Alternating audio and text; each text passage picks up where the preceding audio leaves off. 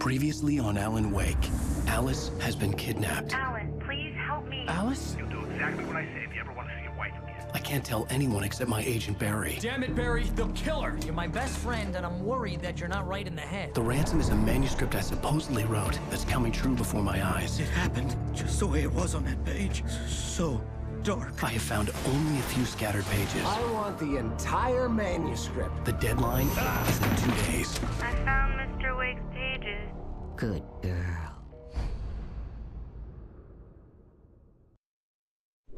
How the hell did she get her hands on the manuscript anyway? I don't know. She's resourceful. I told you were too hard on her. Listen, I found out all sorts of interesting stuff while I was digging around. Yeah. Mr. Wake, it's Sheriff Breaker. We have an FBI agent here, Agent Nightingale. FBI? He's anxious to see you. You'd better come to the station. Okay, I'll be right over, Sheriff. Let's make this quick, huh? Help you folks? Name's Randolph. I'm the manager. We're looking for Rose. Works as a waitress down at the diner. Rose, sure. Nice girl. Who wants to know? I'm Alan Wake. The writer, huh? I heard on the radio you were visiting. Well, I'll show you her trailer. That Rose, she's a nice girl. Always pays her rent on time. As I was saying, Al, I found all sorts of weird stuff from the local newspaper's archives. This place is crazy. Disappearances, mysterious deaths, urban legends come true, and, get this, most of this stuff takes place around Cauldron Lake. Well, you ain't wrong, mister. The Indians thought the lake was a doorway to the underworld. I'm the God-fearing type myself. I don't hold with that sort of thing. Yeah, okay. Anyway, there was an island there owned by a guy called Thomas Zane. Now, some of the articles I found about him make him out to be a famous writer, but I ran a bunch of searches, couldn't find a single thing he wrote. Zane was heavily into diving, so much so that the place came to be called Diver's Isle. But the volcano under the lake erupted in 1970, and Zane went down with the island. Yeah, how about that?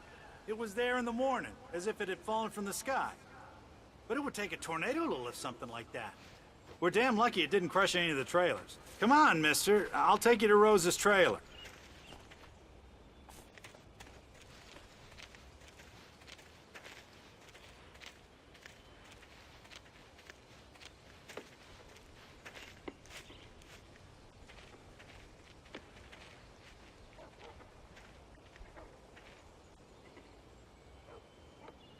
It gets better. A local girl, Barbara Jagger, drowned in Cauldron Lake just a week earlier. They were lovers. Sure, Jagger's a local spook story. The Scratching Hag comes for you in the dark. Childish stuff like that. Anyway, Al, I'm just getting to the best part. All of the articles about this stuff were written by Cynthia Weaver. I asked around, and she's that crazy bag lady you met. What, the lamp lady? She can be a little loopy. Not homeless or anything. Yeah, anyway, she knew both Jagger and Zane before they both died, and she had some kind of a breakdown.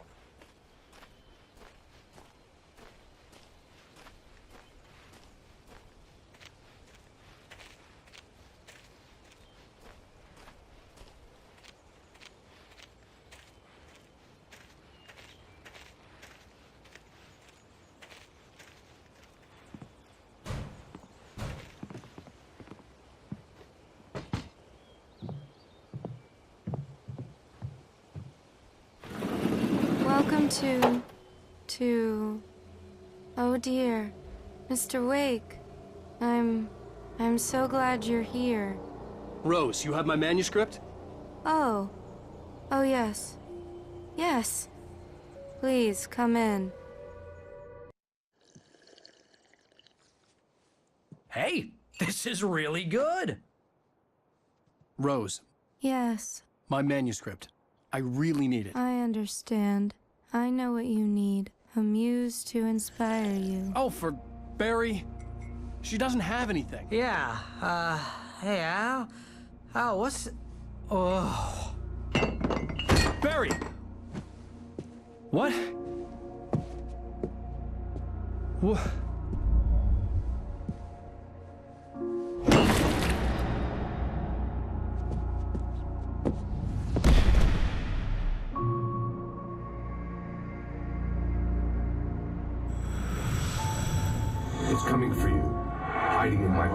skin.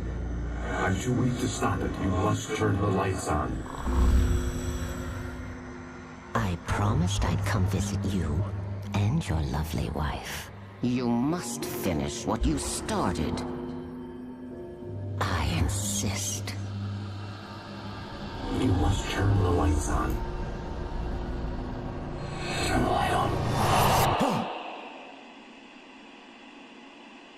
Back to work, boy.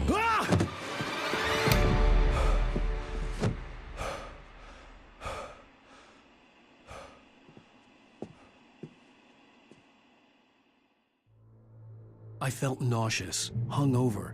Only anger kept me going. I can't tell reality from dream anymore, but it seems I have an imaginary editor to help me. She's an old woman in a funeral director. I call her Barbara Jagger. She's very strict. I'm writing faster and faster. My manuscript is being heavily revised. The edits are getting very aggressive, and each day there's less of me and more of her. I hate it, but I know she's right. She promises me I can save Alice this way. She knows more of this than I do. About the complex incantation I'm attempting. About this place. She's worked with another writer under similar circumstances, Thomas Zane. The genre of the story seems to be shifting. It's turning into a horror story. I'm getting close. I can feel it.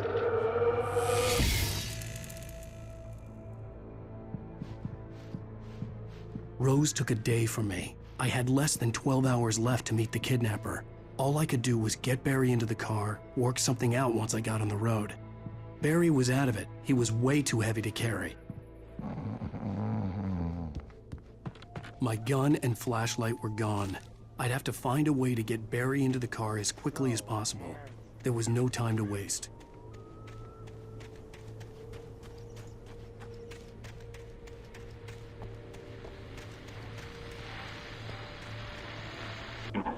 I just stepped outside to catch a breath of fresh air. Let me tell you, the weather's getting heavy. Nights like this make me especially glad I'm here talking to you. When low weather takes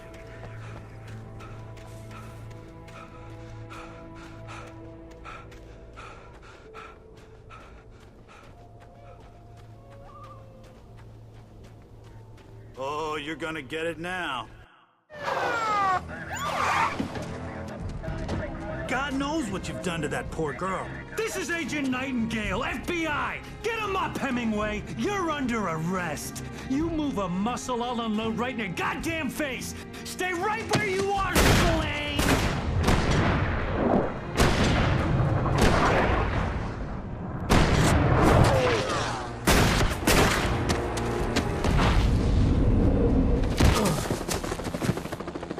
What are? I'm standing right here, you goddamn maniac!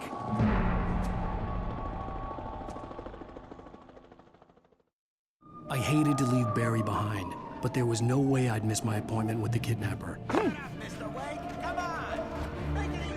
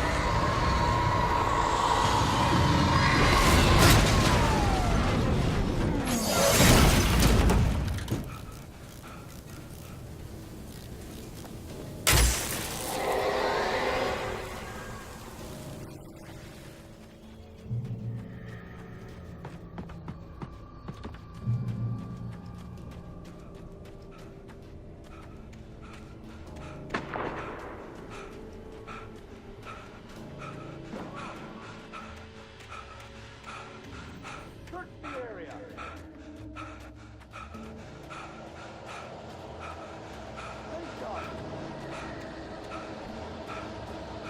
This way.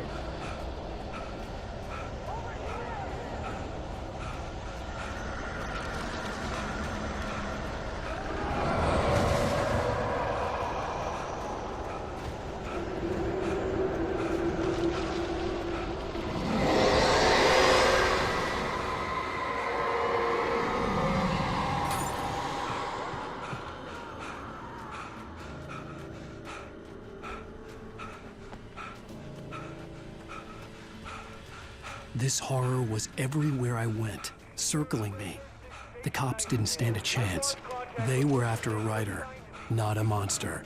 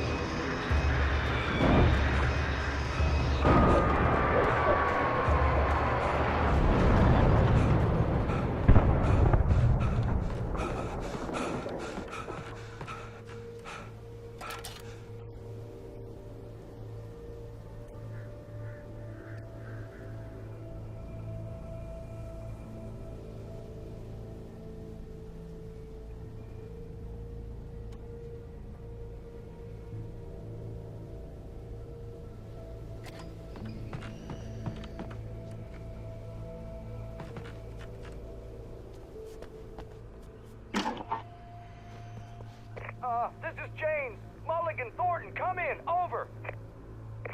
Thornton here. James, we got both Wheeler and Rose in custody. They didn't put up a fight or anything. Why, they were... Hey, Mulligan, what are you doing? Come on. Sit down and give me that. James, Mulligan here. Over. Go ahead, Mulligan. Over. We got Wheeler and Rose here. Wheeler's drunk or hopped up on something.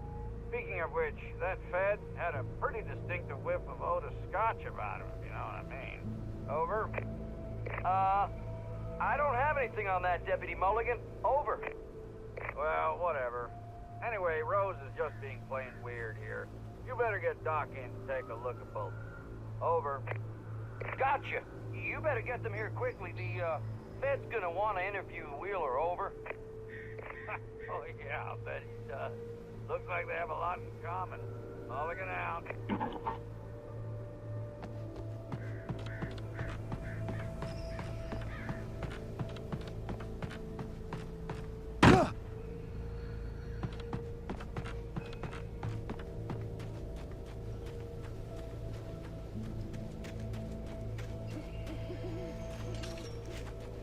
I imagined that the broadcast tower in the distance was part of the local radio station. Maine seemed like a decent guy. Perhaps he could give me directions to the coal mine. Unnatural shadows clung to the gate. The darkness that was after me was trying to stop me. I wouldn't get through without a light. There was no power to the searchlight.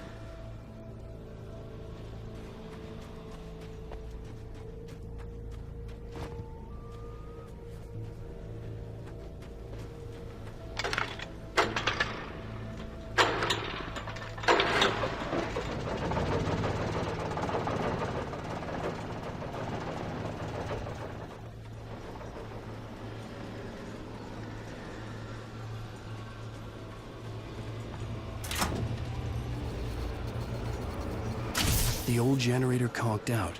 I'd have to see if I could fix it and try again.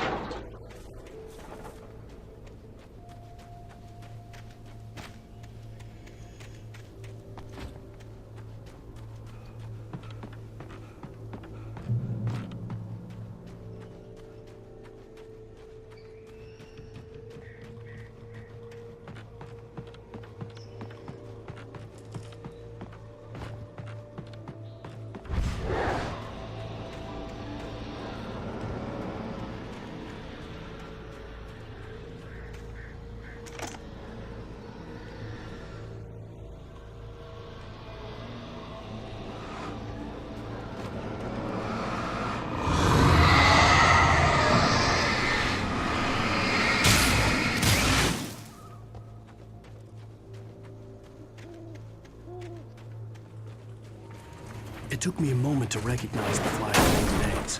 They were an ideal weapon for my situation. Team 1, come in. Over. Team 1, this is Sheriff Breaker. Report. Over.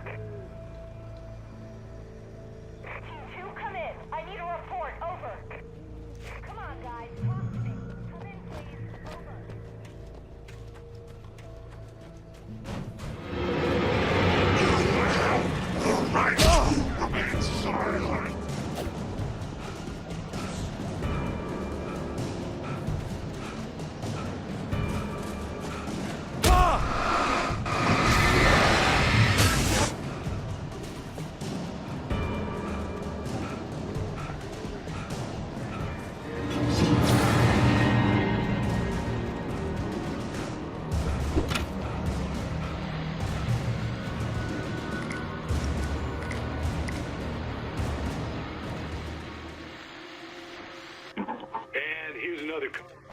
You're on KBFFM with Pat Maine.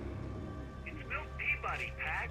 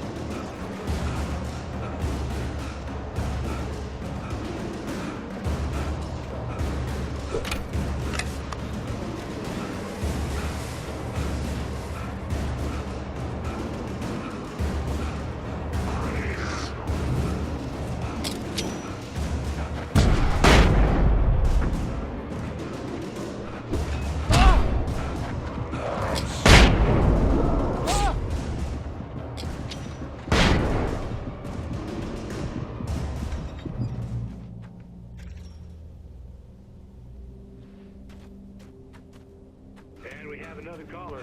You're on the air. Oh, hello, Lorna. What do you have for us? Well, I just don't see why the cops bother with the trailer park. What do you mean?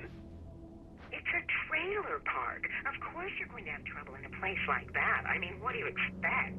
The sheriff should be helping us normal citizens instead of wasting resources on those people. Well...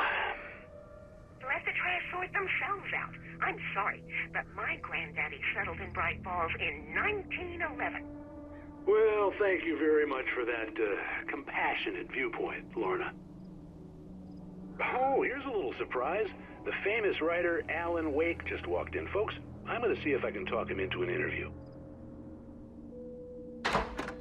Come on in, Mr. Wake. Oh, I'm so glad you could find the time to do this, Mr. Wake. Nowhere to run now, Dan Brown. You back away from me. Don't hurt. Whoa. Everyone calm down. Put the gun down. We're all friends here, right? Cool your jets, Nightingale. We got him. Judas Priest! What the hell's the matter with you? There's a civilian in there.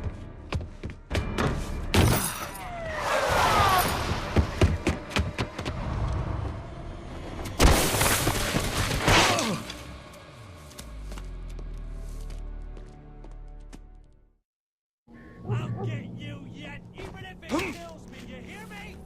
You hear me? I had fallen off so many cliffs it was ridiculous. That's what you get for naming a book The Sudden Stop. It was probably good I hadn't had the chance to tell Maine where I was going. I'd have to lose the cops and find my own way to the mine.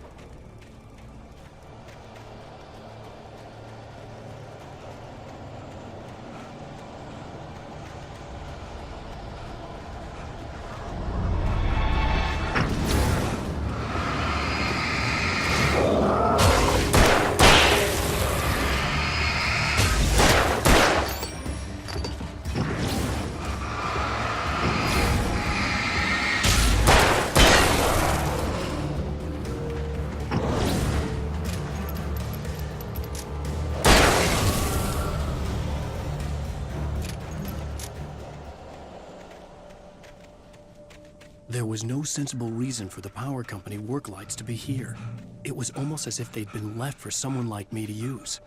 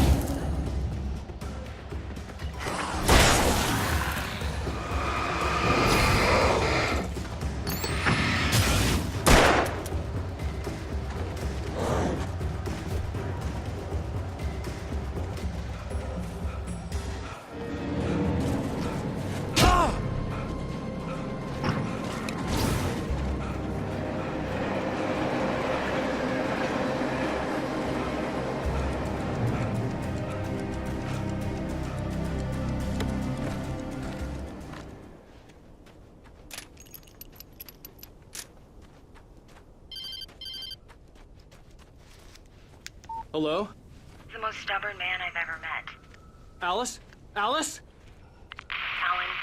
Alan, I'm so afraid. It keeps me in the dark. Please help me. I look at you, Alan, and it's not you. Something else.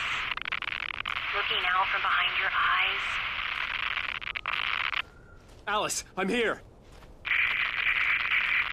I'm alone here. It's all gonna go to hell. You need to be careful. Cooperate.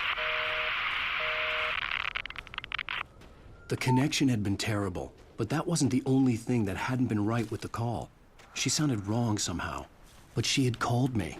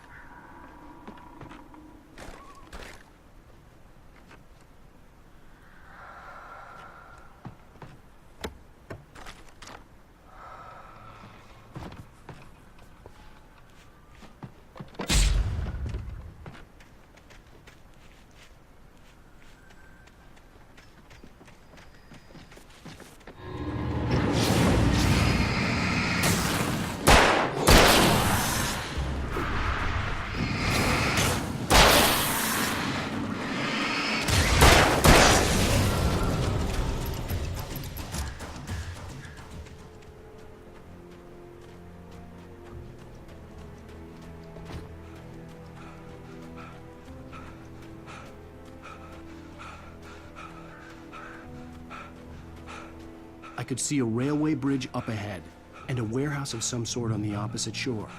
I hoped I could find a car from there.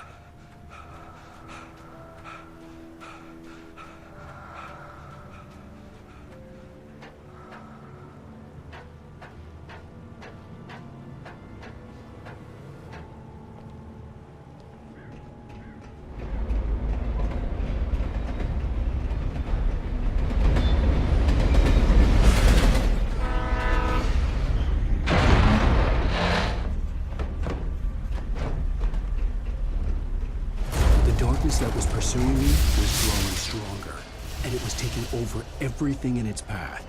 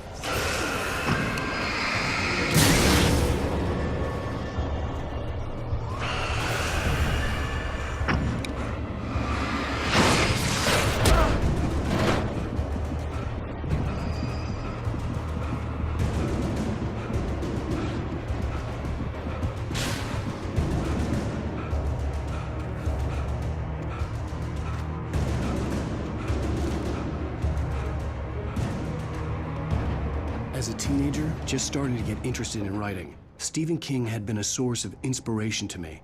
I thought about all the inanimate objects that had come to life in his books. No one is safe in a good horror story, certainly not the protagonist. That's what makes them fun. This was anything but. The darkness could possess anything, and it was getting closer.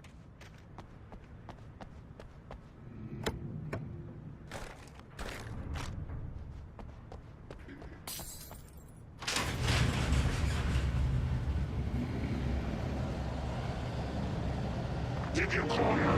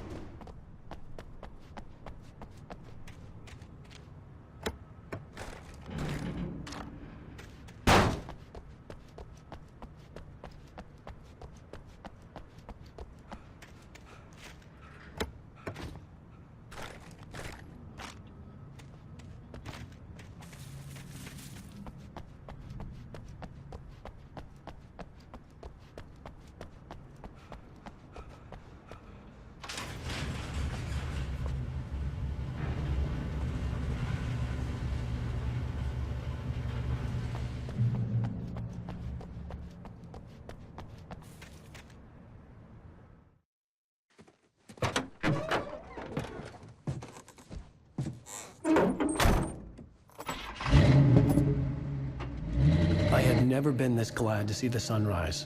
I had a couple of hours to get to the coal mine.